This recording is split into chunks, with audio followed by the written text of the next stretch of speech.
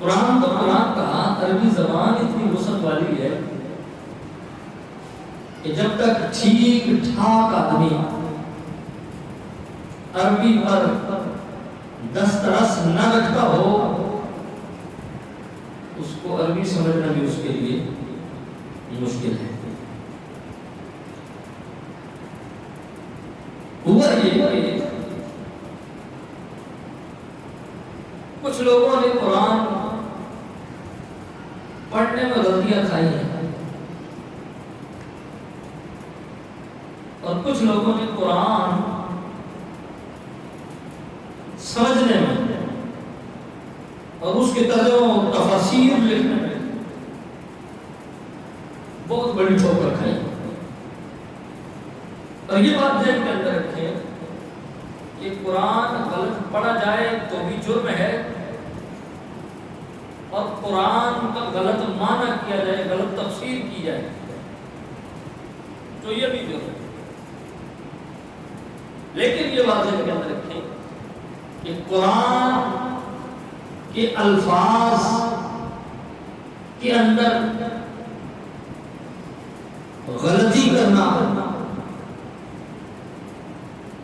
جان بوجھ کے ہو یا انجانے میں ہو اس لیے احتیاط کرنی چاہیے۔ اور جہاں تک بات قرآن مجید کا معنی اور تفسیر کرنے کی ہے اس میں تو انسان کو بہت زیادہ احتیاط سے کام لینا چاہیے، کیونکہ عربی زبان میں ایک لفظ کئی معنوں کے لیے بولا جاتا ہے۔ جب بندہ ترجمہ تفسیر لکھنے والا ترجمہ اور تفسیر لکھتا ہے تو اس کو یہ چیز مد نظر رکھنی چاہیے کہ یہ جس لفظ کا معنی کر رہا ہے یہ لفظ استعمال کس کے لیے ہوا۔ مثال کے طور پر دو مثالیں دیتا ہوں آپ کی سمجھ میں بات آ جائے گی۔ قرآن مجید میں اللہ تعالیٰ نے فرمایا وَوَجَدَكَ ضَالًّا فَهَدَىٰ، یہاں اللہ نے لفظ ضال حضور کے لیے استعمال کیا اور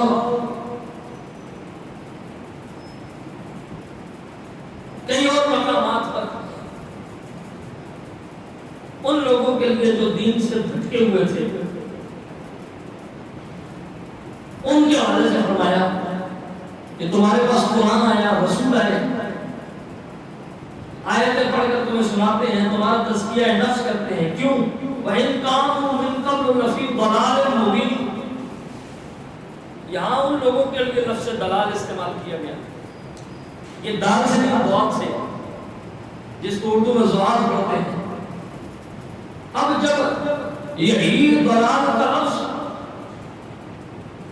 ان مکہ کے کافروں کے لیے جن کی طرف حضور نبی بن کے آئے اور ان کو حضور نے کلمہ پڑھا کے مسلمان کیا ہے، ان کے لیے جب لفظ دلال استعمال کیا گیا اس کا مطلب کیا تھا کہ تم گمراہی میں تھے، حضور آئے تو حضور نے تمہیں گمراہی سے نکال کر کلمہ پڑھا کر مسلمان کر کے جنت کی راہ چلا دیا۔ اب لوگوں نے ٹھوکر کھائی، انہوں نے سمجھا کہ شاید دلال کا معنی، ضال کا معنی گمراہ ہوتا ہے۔ اب جب یہ لفظ حضور کے لیے استعمال کیا گیا کہ بابا جادہ کا ضالن، تو انہوں نے بغیر سوچے، بغیر سمجھے، بغیر شخصیت کا جو ہے وہ معاملات کو دیکھے یہ کہہ دیا کہ اے محبوب ہم نے آپ کو گمراہ پایا تو ہدایت دے۔ حالے سمجھا نہیں یہ بات کی شخصیت کے حوالے سے ہو رہی ہے، اس ذات کے حوالے سے یہ لفظ مناسب ہے بھی یا نہیں۔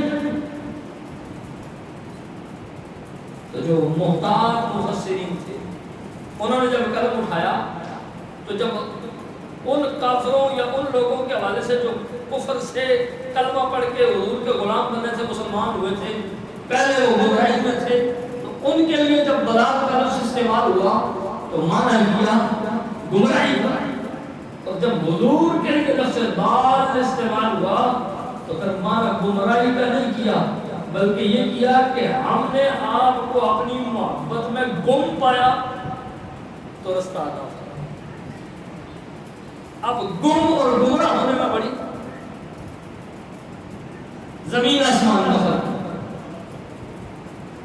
گمراہ بھٹکے ہوئے کو کہا جاتا ہے، اور گم کا مطلب ہوتا ہے کہ کسی کی یاد میں مگن ہو جانا اور کسی کے عشق میں وارفتہ ہو جانا۔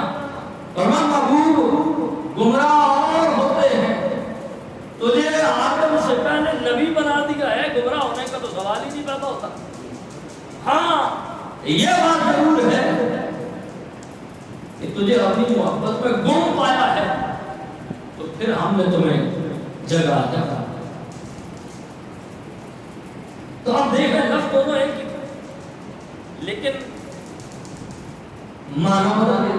دوسری مثال دیتا ہوں، قرآن مجید میں اللہ تعالیٰ نے ایک مقام پر کفار کے حوالے سے، منافقین کے حوالے سے، دیگر لوگوں کے حوالے سے وہ مکر کرتے ہیں، فریب کرتے ہیں، چال چلتے ہیں۔ وَمَكَرَ اللَّهُ، اور اللہ بھی تدبیر فرماتا ہے۔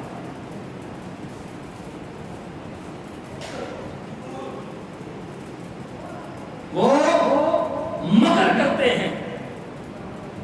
اب دو شخصیات کے لیے لفظ ایک ہی استعمال ہوا، وَمَكَرُوا وَمَكَرَ اللَّهُ۔